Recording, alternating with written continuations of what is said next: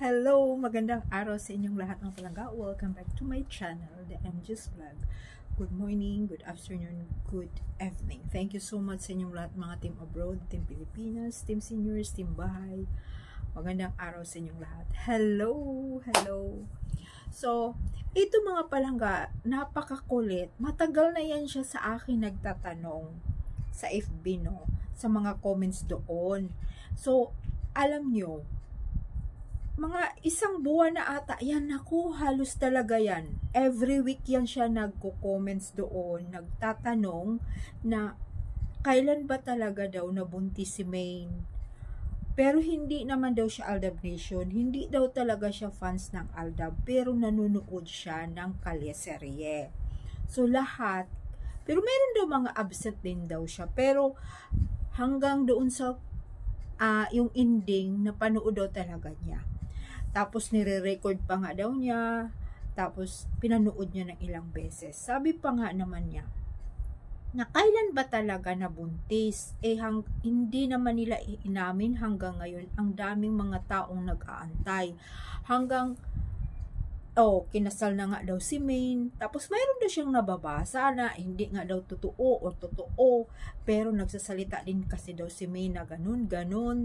Tapos basta ang dami daw niyang mga pictures na nakikita na yun na nga.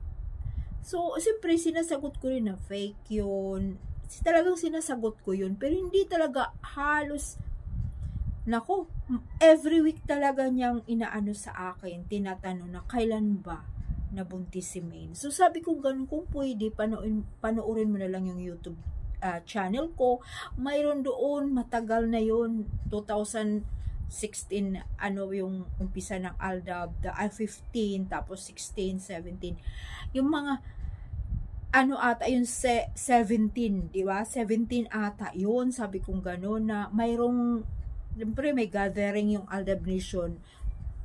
Ito mga palangga, yan yung cover ng video ko, ito nandito. Kaya sinabi ko sa kanya, sige, panoorin mo kahapon, bukas, panoorin mo, mag-upload ako, panoorin mo yung ipapaliwanag ko sa'yo, or, siyempre kung may napanood ka noon, kasi sabi niya marami naman daw talaga siyang napapanood, pero talagang hindi daw talaga siya, yung bang kagaya sa atin, na sinusundan-sundan natin, minsan lang daw, siyempre dumadaan daw sa mga FYP niya, tapos, ayun, napapanood niya. Pero, gustong-gusto daw niya yung kalyeserye. Sabi ko, panoorin mo na lang yung video.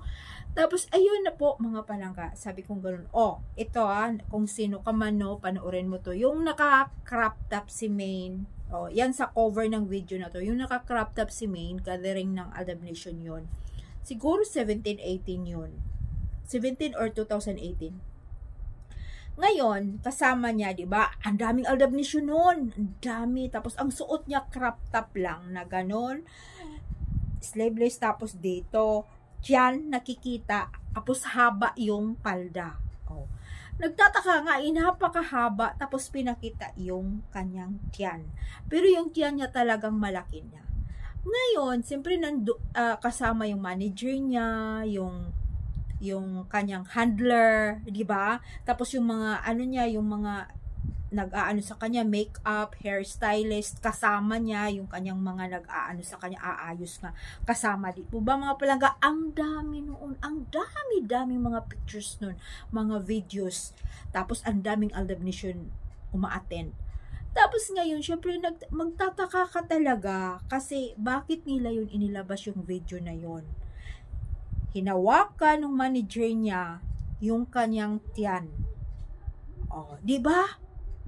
Talagang terrible, tapos ginaganyan-ganyan pa. Bakit diyan niya mismo ang hinawakan? Talagang simpre ka rin, malaki at tumataba siya. Minsan yung sa Twitter niya, sa tweets niya na sabi niyang ganun, parang parang lumulubo daw yung pakiramdam niya, yung kanyang mukha, siguro nga daw kasi matakaw daw siya kumain. Yun ang sabi niya sa mga Twitter niya. Dami niyang mga pahiwatig. Tapos yung time na nga yun, bakit hinawakan ng kanyang manager yung tiyan niya? Tapos hinipo-hipo, talagang ganun. Ginaganyan-ganyan. Bakit siya tiyan pa? Pero talagang na, malaki na yung puso niya, hindi naman siya ganyan. Napakanipis kaya ang katawan ni Mingay sa personal. Pinakauna kong nakita si Mingay, napakanipis talaga ang kanyang, matangkad naman siya kasi 5'4" siya 5'4" si Mingay. Tangkad naman siya. Tama lang yun sa babae, di ba? Tapos, ang nipis talaga ng katawan niya, baling kinitan. Tapos sabi kong biglang tumaba siya. Siyempre, nagtataka na yung mga tao. Nagtataka at saka may time talaga yun kung naalaala nyo doon sa, pa sila, sa Channel 7 pa sila. Diba? Yung parang isinakay na, kumuha ng ambulance kasi masakit daw ang tiyan. Tataka ka na nga Tapos bigla na lang nag-exit sa yun ang dami kayong aldabnisyon na nakasubaybay. Pero talaga, yung sunod-sunod na yun ang dami na. At saka, alam nyo, mga palangga, kung napanood nyo, ito kung sino ka man, napanood mo yung nag-host si Alden ng yung parang kantahan ng mga bata, di ba? Yung first season, yung, anong title niyan? Basta, yung parang The Voice, pero mga bata lang. Doon niya inamin sa live na yon, na show na yon, na siya daw ay immature baby. Mature baby daw siya.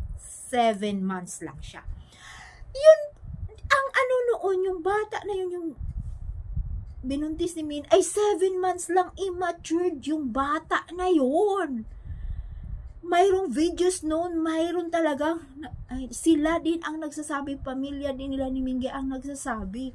So, siyempre, alam mo na. Sabi ko nga, nung napanood ko doon, panood ko sa, sa show ni Alden yun nga, sa mga bata. Hala! May pinagmanahan pala talaga yung, yung anak niyang panganay. At saka yun na nga, diba? Yung sa idugtong na natin yung nagkaroon ng McDonald's ni Mania, karga-karga, tapos ayan na may nilabas sila, malaki na yung bata na yung nagsasayaw-sayaw na may ikot-ikot, mana kay Mingay yung yung kanyang tainga medyo malaki, gwapo parang si Tisoy. Tisoy talaga yung bata. Gwapo kaya yung bata hanggang ay nako, yun pa rin ang mukha ng bata nung palaki ng palaki.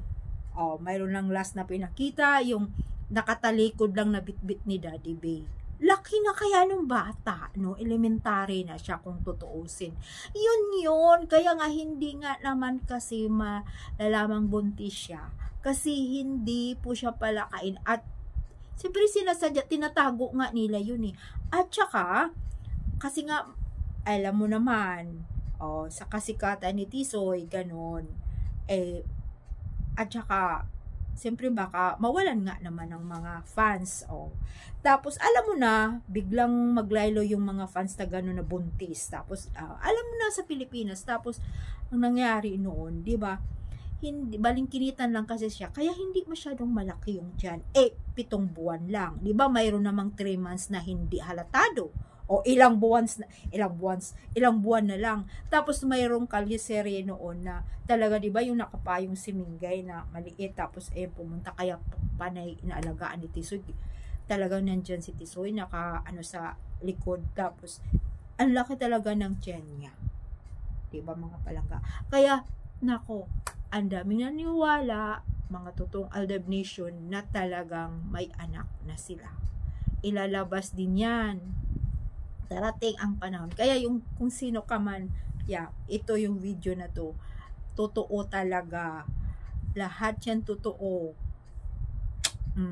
Kaya nga sabi nga ni Tatay Dab doon sa inauguration ng di ba, yung pangalawa ba yung McDonald's na yon, na sabi ng mga, siyempre maayos pa yung mga Aldab Nation, ang daming tao noon, ng mga fans, ang dami, mga Aldab Nation, dami kasi siyempre may main pa, may Aldab pa, ang dami pa kay side ni Mingay, side ni Alden, dami, punuan talaga na. Kani sabi doon, may video din yun na, Tay, tinanong doon kay Tatay Dab, kanino bang anak yun?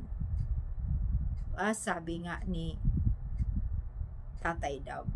Sa kanila. Kaninong kanila? Alden at Min. May video po yun. May video po yun.